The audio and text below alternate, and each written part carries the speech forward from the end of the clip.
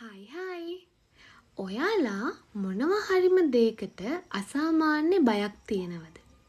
ඒ කියන්නේ extreme fear එකක්.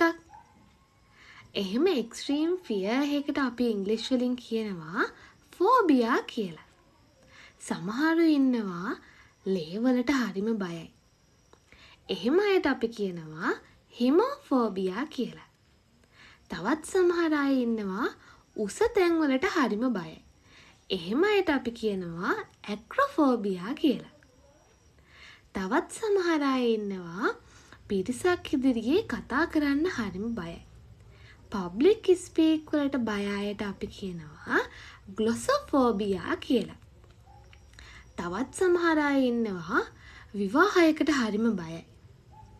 Marriage එකකට යන්න බය අයට අපි කියනවා ගැමොෆෝබියා කියලා.